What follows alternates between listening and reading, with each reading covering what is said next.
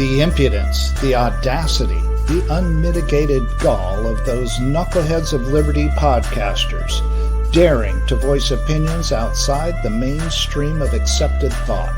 Listen if you dare. It's angry, it's funny, it's even sometimes sad, but it's always based on freedom and justice, as you will see. Here's our host, Jason McPhee.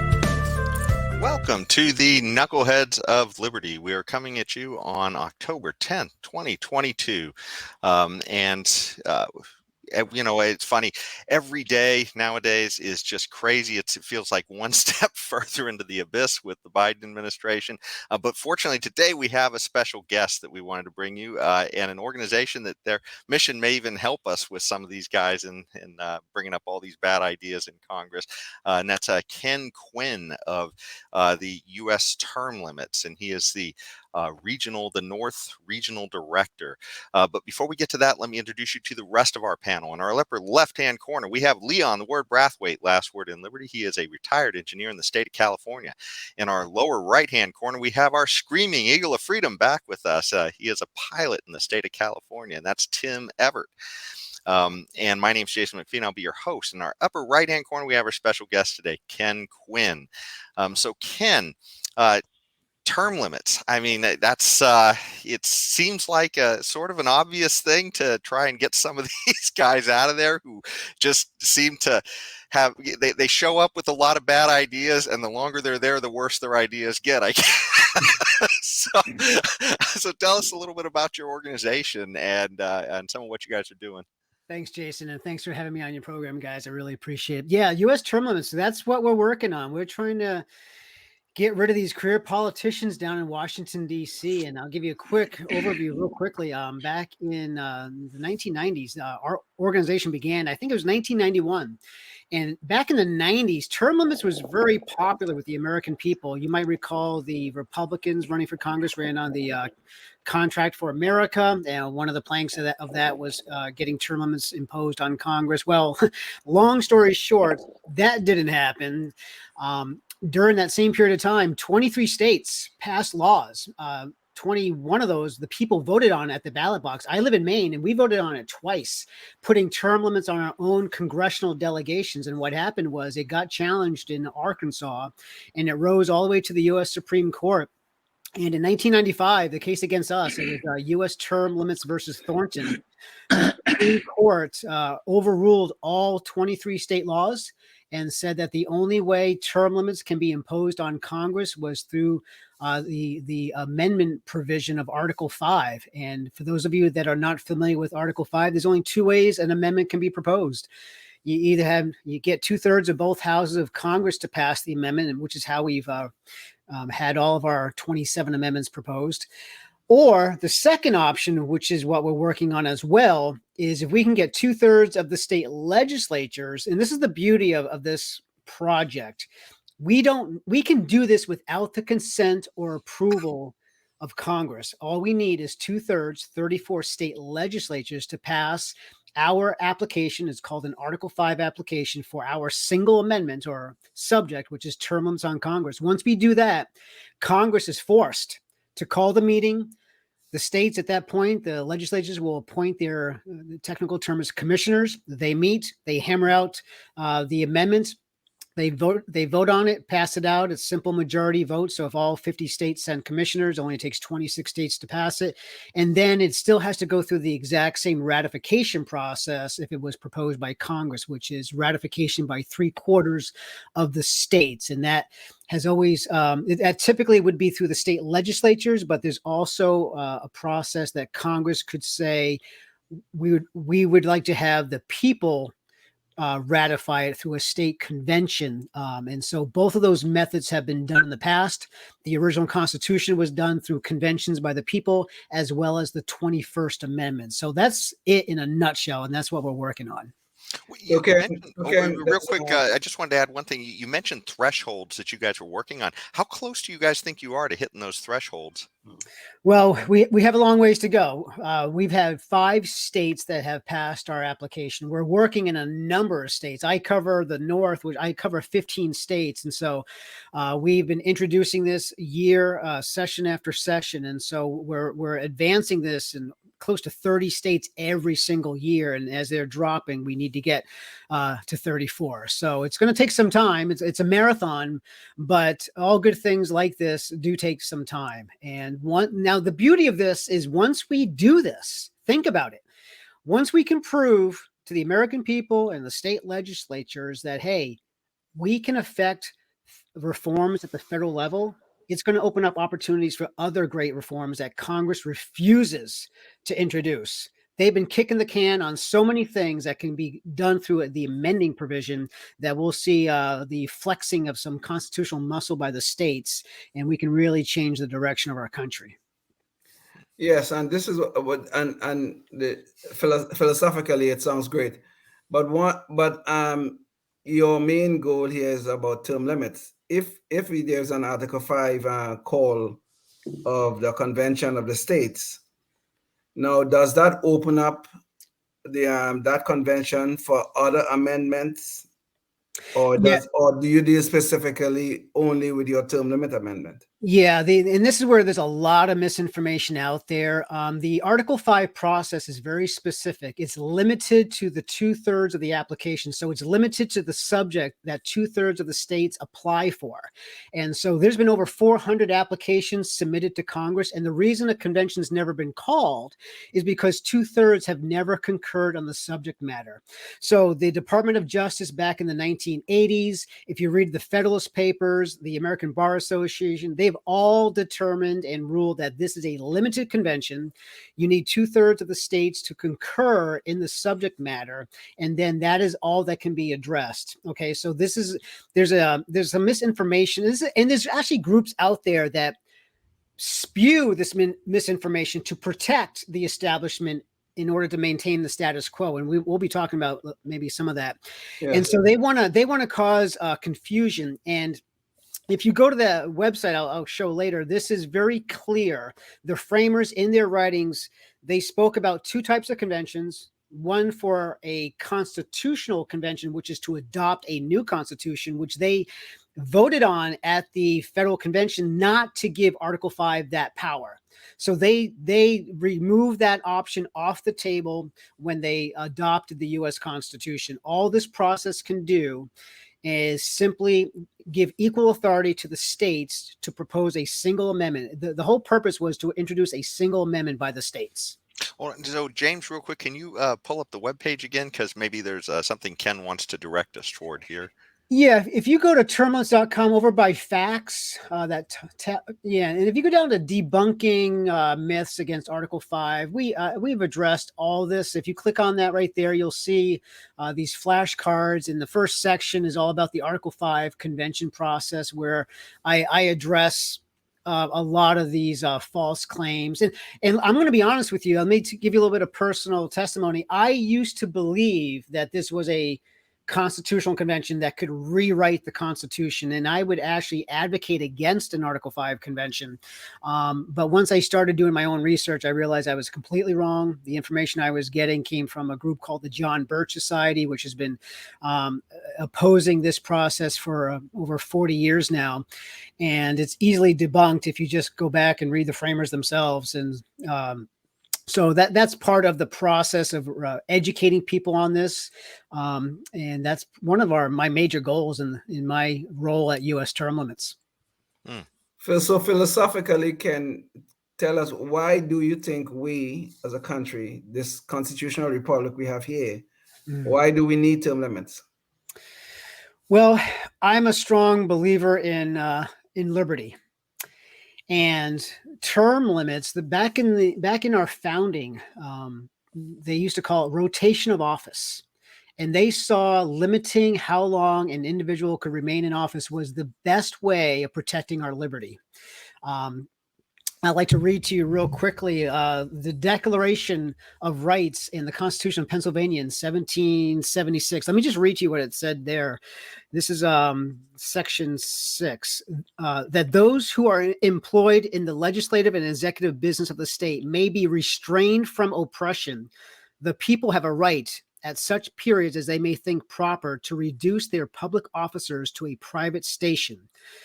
And Section 8 of their Constitution had rotation of office in it. So limiting how long somebody can remain in office is one of the best ways of protecting our liberty. And that's why this is so desperately needed, because right now, you know, we're coming up on our election in November, and how many of us, election after election, think by voting things are going to change down in Washington, D.C., and nothing changes, because the ones who are in control are the people that have been there for decades. We're talking 30, 40, 50 years. They're the ones that control everything, and they refuse to introduce needed reforms because once they get down... Now, listen, I don't think everyone that runs for Congress is corrupt. I think a lot of good people go there with good intentions. The system is corrupt. Once they get down there, we see very quickly that they become... I like to picture it as the Borg in Star Trek, where they become assimilated to the structure of DC. And it's a system that is dysfunctional. It's rigged to protect the incumbent party. And the only way of fixing it is by limiting how long these people can remain in their seats. Elections will not change a thing. We got to stop thinking that way. We have got to have, because we can never get enough people down there at the same time to affect change. We could, however, do that with term limits by having open seat and competitive elections. Wave after wave of new people arriving in DC will do wonders for our representatives and our voices being heard down there. I know here we are talking about the power of incumbency and the complacency of the voter.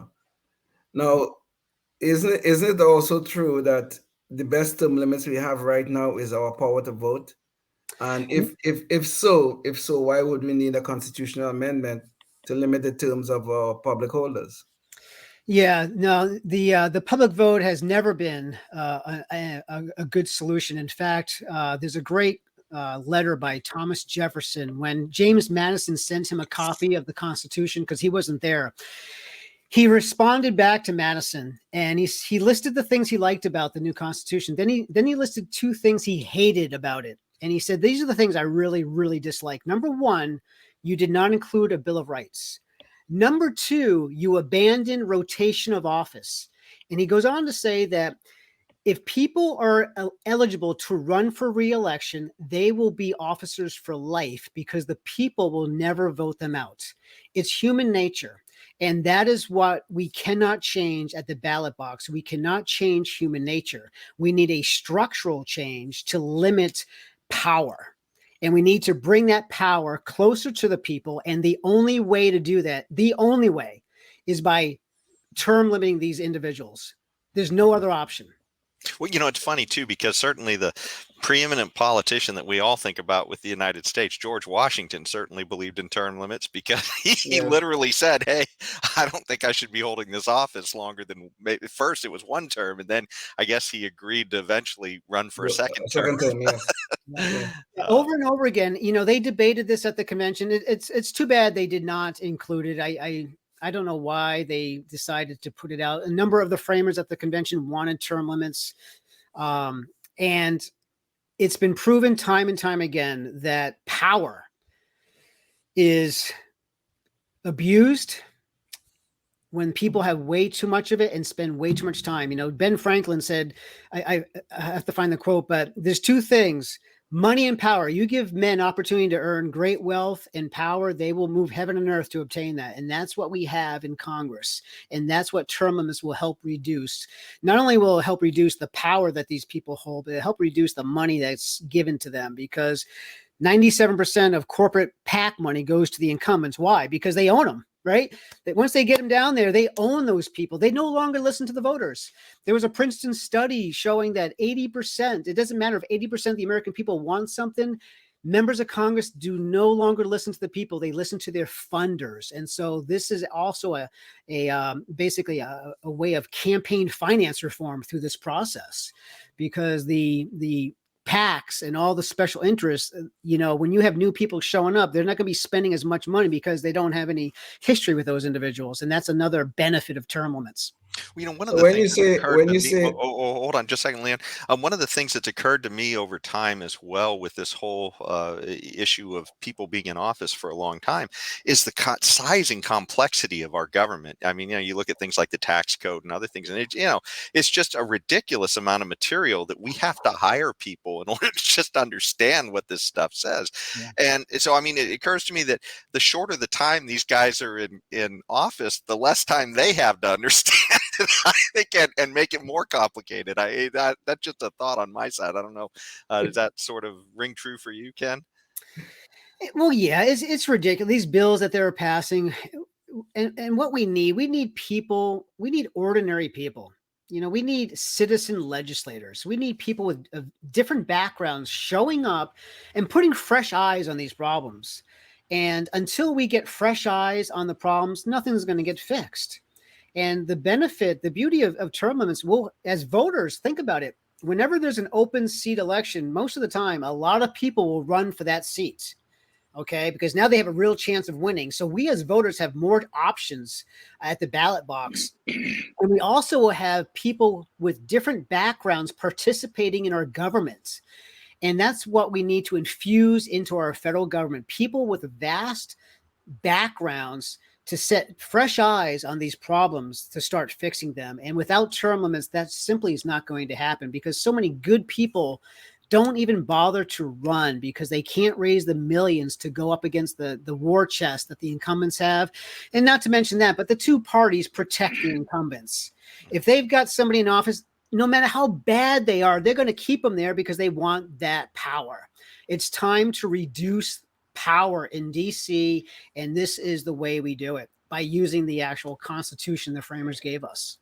So when you say term limits, are we talking about lifetime term limits, or is it term limits where an incumbent will have to sit out for 1 term or 2 terms or something like that? Is lifetime term limits we are speaking about?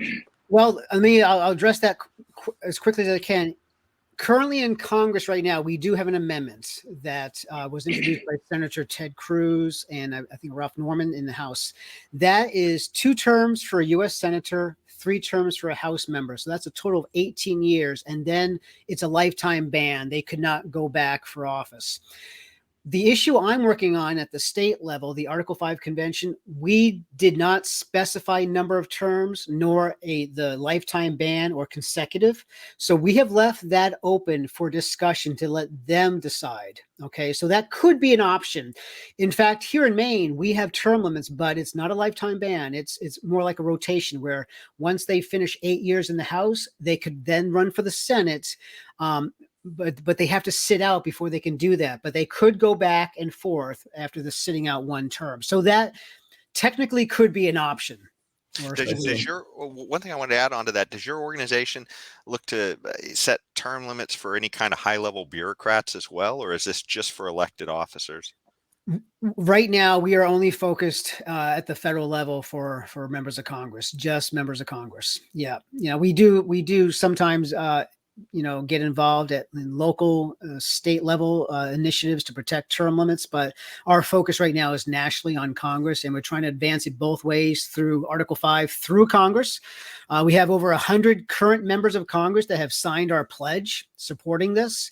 And we have hundreds of candidates and legislators at the state office level promising to pass and vote for our resolution. So we are ramping up pressure both ways under Article 5 to get this done on behalf of the American people.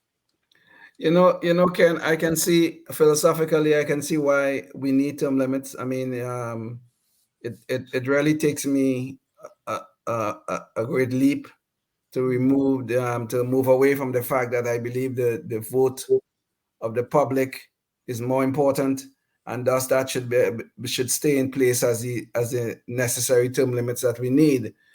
However, though, when we are talking about term limit on our legislators, whether they're the federal level or the state level, what about term limits on the legislation they pass? What about every piece of legislation that we have here in the United States has a date of an effective date? Why not also have a date of expiration and let it, if the legislation is so great and wonderful, it can be renewed by the body who's passing it. If Congress passes, say, take for instance Obama. This Obamacare, whatever they call it, that was passed in 2009. Why should not that be open for renewal and debate after some period, maybe 12 years, 13 years? I don't know what that number would be. So what about term limits on legislation? Do you all guys ever get into that? No, but you know what, Leon? I like the idea, and that should be an amendment to the U.S. Constitution. I'll help you with that if you want to start a process. That's a great idea. That would make a great amendment, a sunset amendment where all federal legislation has to be renewed in order to stay in place. I love it. I can tell you right away why they wouldn't want that, because it would mean they would have to understand it all. But that's a great amendment, isn't it? I love it. Or how about zero-based budgeting? Every 2 years, they got to start at zero, and then they have to defend. Why are we spending billions on this program? Hey, what a great idea for an amendment, right? Yes. See, that's the beauty of this. There's so many great ideas. Let me just give you a little bit of history. This will blow you away, guys. Take a guess. We have 27 amendments have been ratified. Okay. Yes. Take a guess how many amendments have been simply introduced in Congress since 1789. God. Over 12,000. Oh, wow. In this Congress alone, the 117th, we're up to 67 amendments. Okay, all this now, a lot of these are great amendments: term limits, balanced budget, limiting SCOTUS. A lot of these are great amendments, but good ideas don't ever pass out of Congress, right? So we can't get the 2/3 on those issues.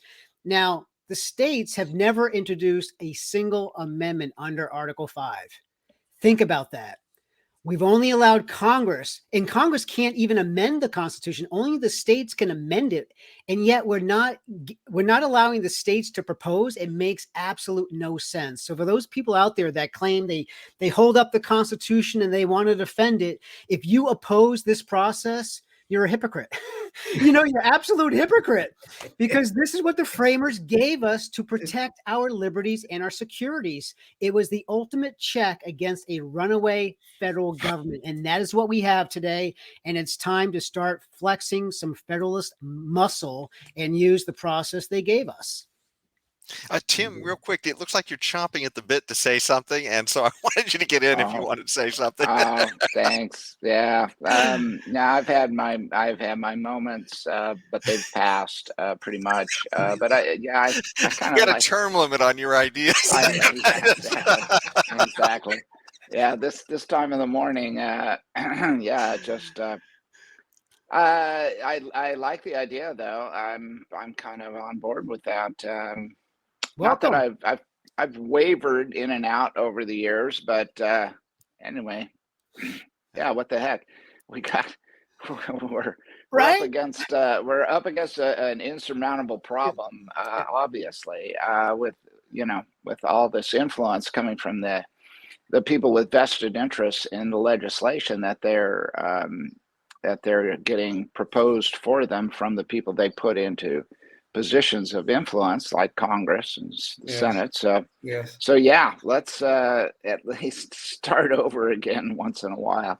Maybe that's not such a bad idea. But I think the republic must be renewed constantly, and I think the way we renew it is by putting term limits on our legislators and also on the legislation that they pass. I really believe that's how our republic. That's a wonderful amendment. I think that's great, Leon. You should start working on that puppy.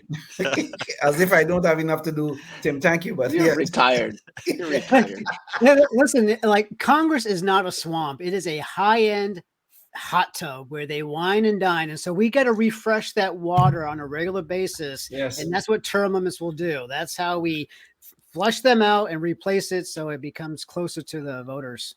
Indeed. Yeah, I'm not getting in that hot tub, especially right now. Who knows what you might come away with? Yeah, no kidding. No, they tell me not to go in a hot tub while I have this. Anyway. Well, Ken, real quick, before we're starting to get close to the end, and one of the questions I always like to get out of everybody who's on the show, and you mentioned that this is tied to your ideas in liberty, but real quick, how did you evolve to those ideas, real quick? Because for a lot of us, we are like we go through state schools, and it is not intuitive. So yeah, just what's your story? Well, real quickly, I got involved in politics during the Tea Party effort. That's when I really dove deep into it. And long story short, I realized, man, all the hours I spent electing people didn't make much of a difference in DC. And so long story short, I was against Article 5 until I did my research. And once I realized this is the path we need to use, I became a strong advocate for it. And that's what I'm working on. In fact, you hear all the time the myth of a runaway convention is our runaway government reality. Okay. And so I put together this new YouTube channel to address a lot of the myths out there. And there's a gentleman going around. I don't know if he's still with the John Birch Society, but they're the most vocal opponents of an Article 5 convention, spreading a lot of lies. And so he's put out a $10,000 challenge to anyone that can produce one quote from a framer claiming they had the authority to propose the U.S. Constitution. It's unbelievable. And he actually has put a bounty of $10,000. So you know what? I'm stepping up and I'm claiming that bounty. And I'm going to be dropping another proof today. But I encourage your listeners and viewers to go to All Things Article 5, subscribe to my channel, and you are going to see this go down. And let's see how honest this individual is by paying me my 10 grand for proving him wrong. Well, that's great. I like that. We're almost at the end. So what I wanted to ask you now is any kind of future thoughts about what your organization is doing, and any last ideas or thoughts you want to leave everybody with as well. Sure. Thank you. Yeah, I just ask people to please go to termlimits.com to learn more about this. If you're on the fence with the Article 5 process, I get that. I was there. I was you. But educate yourself. Look at other writings other than organizations that are constantly attacking the framers. Sign our petition. That way we'll keep you informed of where we are in your states. That really helps me as a regional when I send out information. And just talk to people. Share. Everybody wants this. 82% of the American people want this, and we've got to get this done. And it's across party lines. This is the one issue in America today that both sides can come together on. It's 87% Republicans and 83% Democrats. And so wouldn't it be nice, instead of fighting with one another, we can actually agree and come together on an issue that we can implement that will just provide other benefits for the country. And so I'm really encouraged by the support we're getting. I want to thank you for allowing me the few minutes to talk here, and I appreciate getting this information out for us. Well, thanks so much too for joining us today. And if you're listening and you want to find out more, you go to termlimits.com, and also too, we'll have Ken on another podcast kicking around some other election ideas with us as well soon. So check that out as well. Until then, stay free. Yes, indeed. Thank you. Life, liberty, and the pursuit of happiness, always and forever. Thank you for listening to the Knuckleheads of Liberty podcast. Find us on Facebook, Rumble, YouTube, your favorite podcast network, and at knuckleheadsofliberty.com.